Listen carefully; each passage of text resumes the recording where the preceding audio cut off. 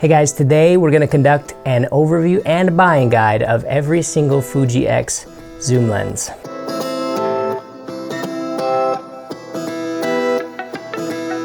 So the reason this video exists is because I get daily questions regarding which lens I recommend people buy, and being the type of guy that would really love to help everyone, and I do try regularly to engage with people to try to find that lens or lenses that will help.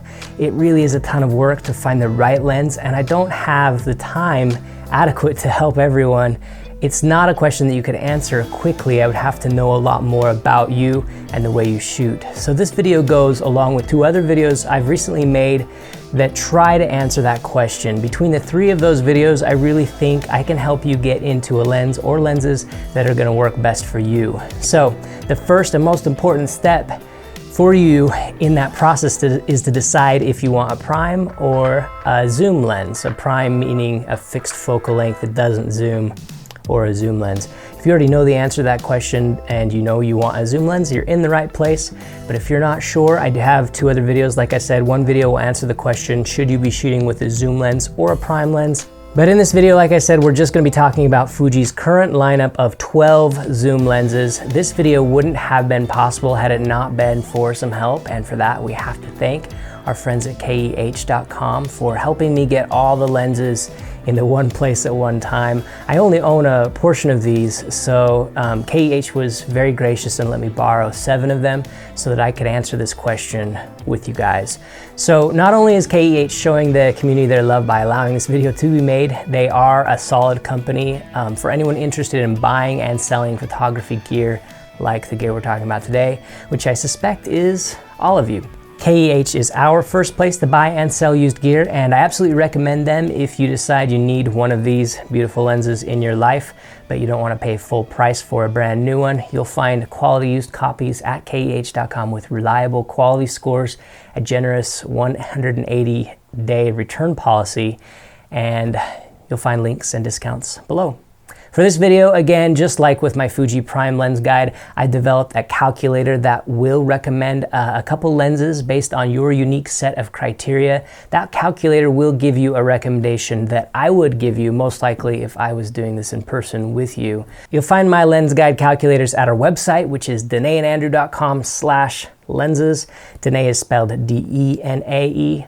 It's a common error. Link is also in the description as well. That calculator will take you through 11 important factors that you will need to weigh when deciding which lens you like. So we're gonna go through each one of those factors together. I'll show you on the screen how all of the lenses stack up next to each other in each of those factors. And the first, and in my opinion, the most important factor when selecting a lens is focal length or angle of view.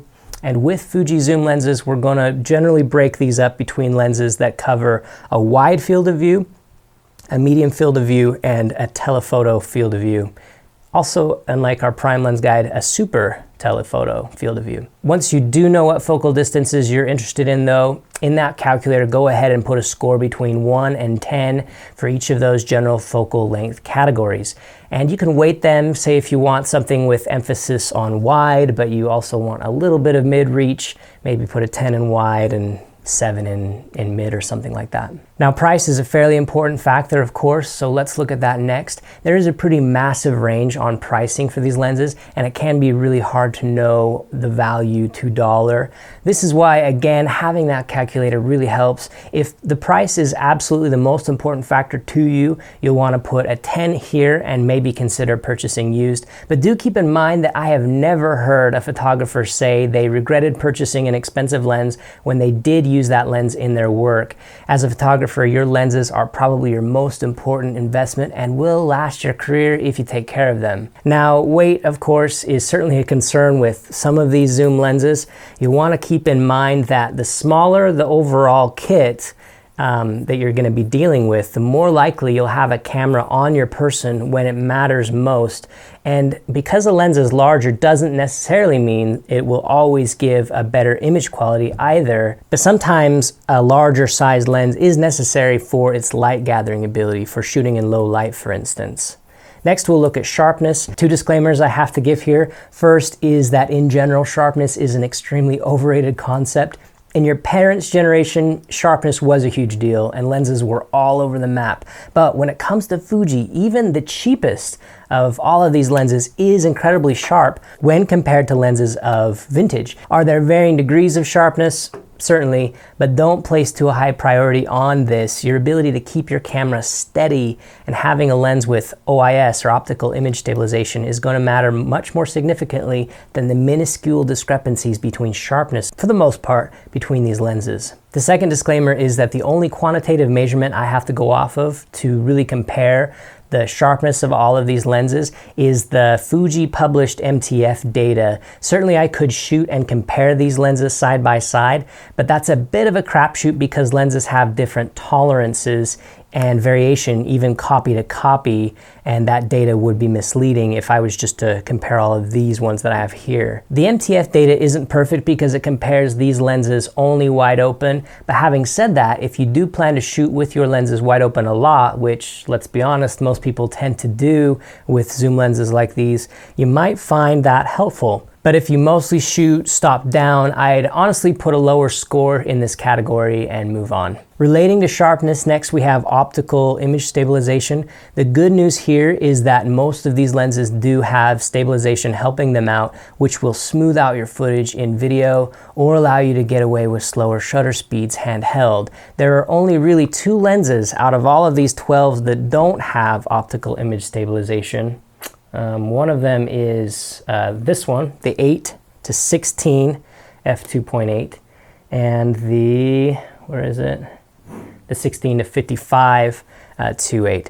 The reason these don't have optical image stabilization, it should be fairly obvious. They're just massive lenses. To be able to get that 2.8 aperture, that really wide aperture, we have to have a lot of glass, and that doesn't leave a lot of more room. I mean, obviously, if we added some motors that helped stabilize these like these other lenses have, it would increase the bulk even more. So that is why you won't see it in these lenses, but every other lens we have here does have optical image stabilization. Hey guys, we interrupt this program to remind you of the photo contest we're currently running from now until December 10th called Do Good With Your Camera. If you've got some photography talent and a bunch of gear and don't know what to point it at, please consider doing some good with it. And while you're at it, enter to win some really incredible prizes. Like this Fuji X-T100, which you can win by tweeting, Facebooking, or Instagramming the URL dogoodwithyourcamera.com and hashtag dogoodwithyourcamera. If you want to go ahead and do that, you'll automatically be entered.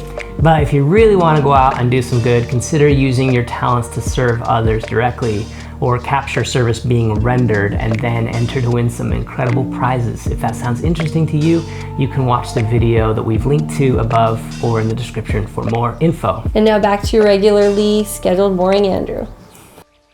For build quality, I'm taking into consideration 4 factors to derive an overall score. The first consideration is whether the lens is made with quality materials. Most of Fuji zoom lenses utilize anodized aluminum as the major structural component, and that is awesome and refreshing because most full-frame camera brands out there utilize copious amounts of plastics. So having metal lenses is really refreshing this day and age. But with all 9 XF lenses, you're gonna find they're mostly made up of metal. The XC lenses though, these 3 guys right here, these ones are made up largely of plastic, and that's especially concerning for things like the mounts, which are plastic, not metal. And that's especially concerning for things like the mounts on this here really long 50-230 variable aperture lens. This lens doesn't weigh a lot,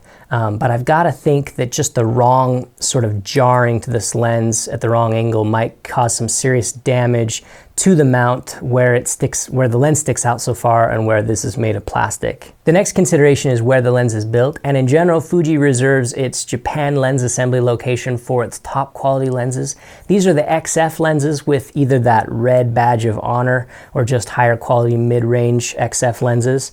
Then we have 2 lenses, still good quality, but maybe slightly lower on the rung, built in China, followed by the lenses that are assembled in the Philippines. Now, plenty of people are going to argue that it doesn't matter where a lens is assembled and that just because something is built in China or the Philippines, it has no bearing on quality, and they might totally be right. For me personally though, I feel like quality is reflected by location, and that's not just quality of materials, it's also quality assurance and quality control practices and tolerances.